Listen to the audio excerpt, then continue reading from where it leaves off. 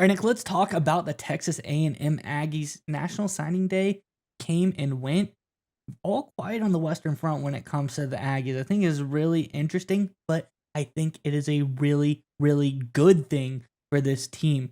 Not making a lot of noise on signing day seems confusing as to why that'd be good, but we have the down low for you. This was a really brilliant move by Coach Mike Elko in his strategy of what he wants for this team. But before we get to that, I'm Andrew, and this is Saturday Morning Inspection. All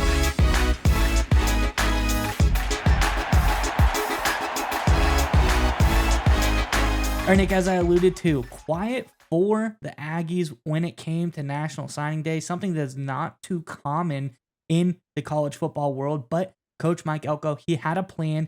He executed that plan, and that is the reason it was quiet. Let's get into the article and we can talk more about it on the other side. This is from Gig'em Gazette, one of my favorite names for these fan websites. It says, Wednesday was National Signing Day in college football, but you wouldn't have known it if you perused the social feeds of Texas A&M football fans. The Aggie faithful were remarkably quiet on what has been traditionally one of the most exciting days of the year in college football. That's because Texas A&M football didn't receive a single signature on this day, the traditional signing period for high school athletes, but that's exactly how Coach Mike Elko wants it. This was simply because there were no recruitments for Texas A&M football fans to be white-knuckling for down the stretch. The Aggies had procured signatures from every single commitment in their class, and every other target that they might have otherwise chased had signed with a different team as well. So the Aggies, they were done. Their board was cleared. I think this was a really great move, unprecedented move by Coach Elko. I'm curious what your thoughts are on this one, Nick. But before we get to you, Aggies fans, in the comment section below, what do you think about Mike Elko and his job here at recruiting? It's kind of gone under the radar. I think, people aren't really talking about as good of this Texas A&M class was. But were you surprised? Did it kind of catch you by surprise? Hey, we didn't have to sign anyone on National Signing Day because we already signed everybody. Do you like it? Do you hate it? Do you wish that, there was a little bit more, come to the close to the finish line, guys, like right at the edge? Or are you happy that there was a plan, it was executed, and Coach Elko is moving this team in the right direction? Let us know your thoughts on all this in the comment section below. But nonetheless, Nick, what do you think about this latest move by the Aggies?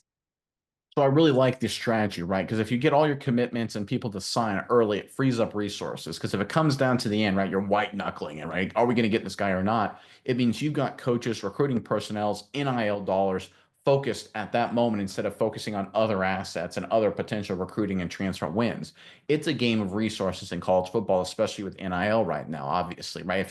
If you're spending a lot of money at the very end trying to secure a signing and you lose that, it's a double whammy because not only do you lose that signing, you also lose the opportunities you could have had using those resources on a different player. And that's what Mike Elko did a phenomenal job here. He made sure he got everyone committed and signed early. So now they've had all this time to focus on potential future recruits and future prospects. And the strategy worked great. But there's two parts of it, right? You have to actually recruit well. If you recruit poorly and get everyone to sign early, it doesn't really work out. Step one, recruit well and then knock it out of the park. Top 10 recruiting class according to 24/7 Sports.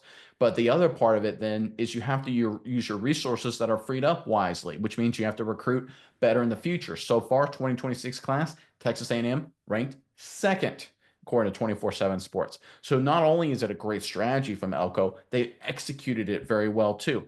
Again, they got the commitments and the signings early, but it has to be a good class. It was top 10. Check the box. Nice work. But if you're going to do that, free up resources, you better be doing well for the future. And so far, so good on that front. Second ranked class. Check that box for 2026 as well. Look, Elko is not the sexiest name when it comes to college coaching in terms of all the big name programs out there. But when it comes to just executing, when it comes to just doing good things and smart strategies and putting the program in good positions, short, medium, and long term, there may not be anybody better. Maybe Marcus Freeman at Notre Dame is probably the only guy, and obviously went to the national championship game. So, you probably give Freeman the edge here. But Freeman and Elko right now in college football are probably the two only guys that don't get the respect they deserve for making solid strategic decisions, winning in the short, medium, and long term, especially when it goes going up against prevailing wisdom. Elko is doing a phenomenal job in College Station. and it has to lead to wins on Saturdays. I get it. But I think at this point, with all the smart moves he's making, it undoubtedly does. I truly believe this in football. College, pro, it's the same. The smarter teams in the long run win. There'll be fluky years, weird things will happen, injuries, right? Someone has a Cinderella run, it happens. But in the long run, intelligence wins out. We saw that with Notre Dame, and I think we'll see that with Texas A&M in short order. Yeah, Nick, and I'm just real impressed what Elko has done here, getting all these guys nailed down. And it's not like it was an easy class to nail down as well. You alluded to a top 10 class, as well as having a top 10 transfer portal class as well for the 2025 class. But they got 2 5-stars. They got, probably about 7, 8 really high level 4-stars as well. This was a very talented class. It's not like, someone give it, oh, you got everyone assigned because you went out and got some guys nobody heard of and a couple 3-star guys. This was a really top level class that they got. So this shows me Elko, his staff, they're closers. They can get these high level recruits.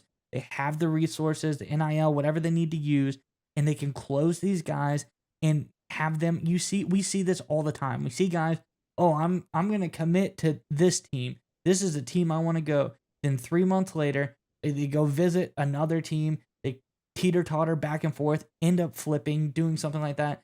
No, that's not what Elko did with this program. He got his guys, he locked them down, he closed the deal, and that's something that I think is really, really important as a head coach. No one talks about it. It is a little bit of being a salesman. You've got to sell your program, you got to sell your vision, and that's what Elko does. He sells stuff, sells stuff, he closes the deal well, and he can get everybody to commit. I think it's a very valuable asset, and this just shows proof to me Texas A&M, they made the right hire when they got a guy like Elko. I think, like you said, it needs to lead the wins, but everything is pointing in that direction with all of his abilities. I think we're not too far off from this team being one of the more dominant forces in the SEC.